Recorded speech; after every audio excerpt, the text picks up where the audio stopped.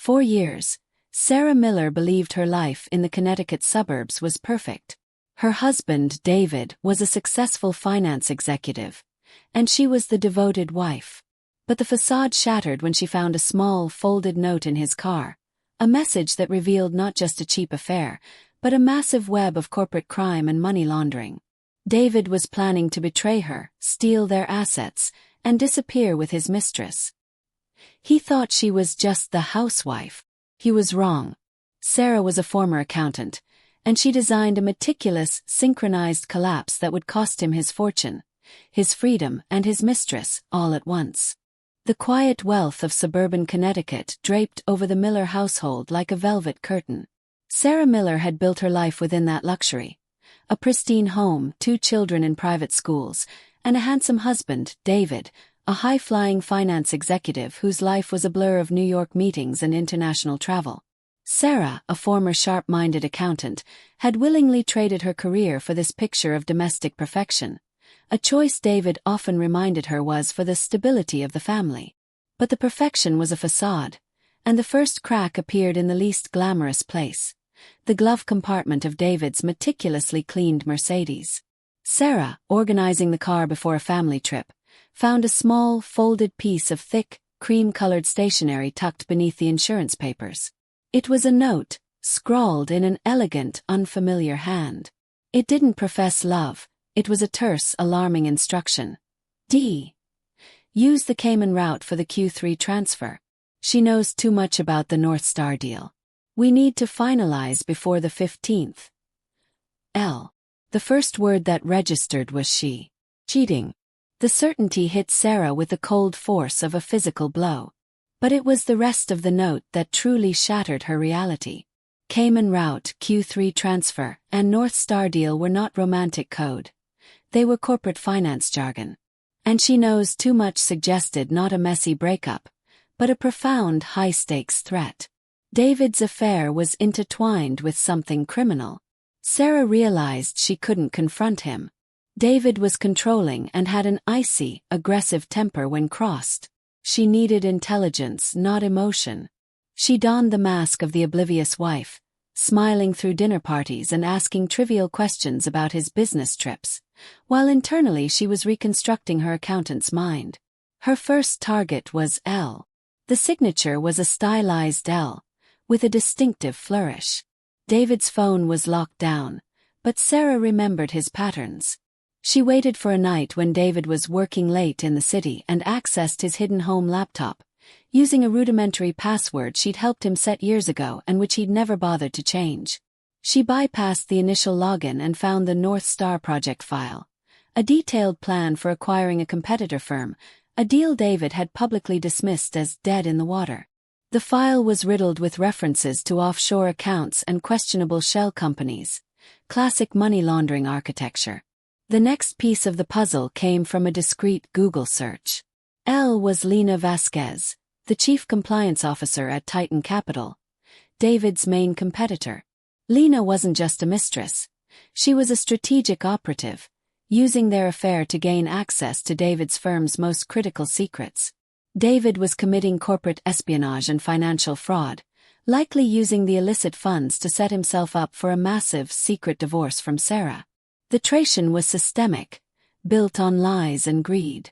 Sarah found the final, devastating piece of evidence buried deep in an encrypted folder: David's meticulously detailed plan for the divorce. He had scheduled the official filing for the Monday after his upcoming anniversary trip with Sarah, a trip he'd booked not out of sentiment, but to ensure she was out of town when the legal papers were served. The documents showed he was planning to use the complexity of the offshore accounts to hide the bulk of their marital assets, leaving Sarah with a generous but ultimately fractional settlement. The time frame was now terrifyingly short. The anniversary trip was in 3 days. Sarah moved from investigation to execution. She spent the next 72 hours compiling a precise, irrefutable dossier, using her old accounting skills to trace the flow of the Q3 transfer funds from David's firm, through the Cayman shell corporations, and finally into a personal account opened under Lena Vasquez's name. She gathered 2 sets of evidence, one proving the financial crimes for the authorities, and one proving the personal betrayal for the wife Lena's own rival. The final moment of exposure had to be perfect, synchronized, and devastating. Sarah wasn't waiting for a divorce. She was preparing for a total collapse. The day of the anniversary trip arrived, heavy with Sarah's internal tension. David was jovial, playing the part of the devoted husband perfectly. They flew to a secluded resort in the Caribbean, where David spent his time making cryptic phone calls, oblivious to the fact that Sarah knew every offshore account number and every hidden rendezvous. Sarah watched him, no longer seeing a husband, but an elaborate structure built of lies, which she was about to demolish. The key to Sarah's Reviravolta lay not in the resort, but back home in Connecticut. Before leaving, Sarah had initiated the final sequence of her plan. She had prepaid a highly specialized legal courier service. The deliveries were set for 3 p.m. Eastern Standard Time, precisely when David had planned to send the finalized divorce papers to his lawyers. At 2:45 p.m., Sarah excused herself from David, citing a sudden headache. She retreated to their villa's private terrace, a laptop and a secure satellite phone hidden beneath a resort towel. She made 3 calls in rapid succession, using a disposable number. The first was to the courier, confirming the 3 packages were in motion. The second was to a trusted contact in the U.S. Attorney's Office, confirming the delivery of the financial documents. The third, and most critical, was to a private luxury condo building in Manhattan, Lena Vasquez's known address. Back in Connecticut at 3 p.m., the first courier arrived at Lena Vasquez's apartment.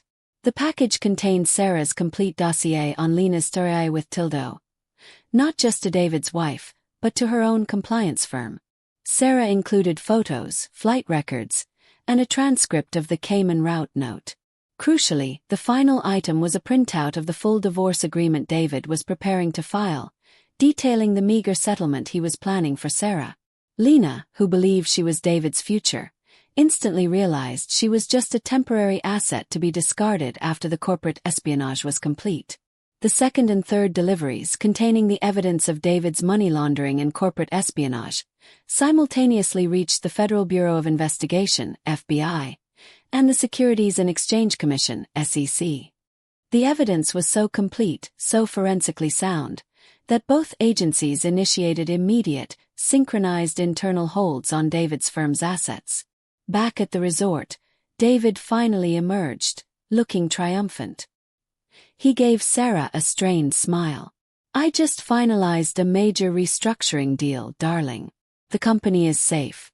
Now let's go celebrate." As they sat down, David's encrypted work phone started ringing incessantly. He checked the screen, his face instantly draining of color. It's the legal department. They're saying the SEC froze our accounts." He took the call, his voice escalating from confusion to panic. He learned the terrifying truth. The FBI had executed search warrants at his firm, and the money laundering scheme was exposed. The North Star deal was dead, and criminal charges were imminent. At that exact moment, David received a text message from an unknown number. It was a single high-resolution photo, a screen grab of his own divorce papers, complete with the fractional settlement amounts for Sarah, forwarded by a furiously betrayed Lena Vasquez, who had just realized she was his dupe. David stared at the photo, his world dissolving. He finally looked at Sarah, his fear twisting into rage and dawning horror. "You. What did you do? Who told you?"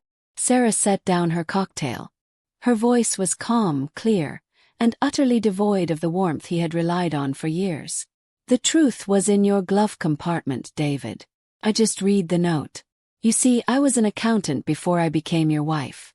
I may have been weak enough to abandon my career for you, but I wasn't stupid enough to forget the rules of the game." She rose, leaving him alone at the table with the wreckage of his 2 lives. The FBI agents were likely waiting at his plane's destination. David had scheduled the divorce. Sarah had scheduled his complete, synchronized public exposio. He had destroyed her life with a lie, and she had destroyed his with the simple, irrefutable truth. The traition that ended our lives was complete. Sarah's revenge was a lesson in financial precision, proving that the silent housewife is often the most dangerous person in the room. David lost his freedom, his fortune, and his mistress, a symmetrical justice for his systemic betrayal. The question is, what was the biggest mistake David made? Underestimating his wife, or trusting his mistress? Tell us your thoughts in the comments below. If you love stories of quiet strength and ultimate justice, hit the like button and subscribe to Dramatic Paths.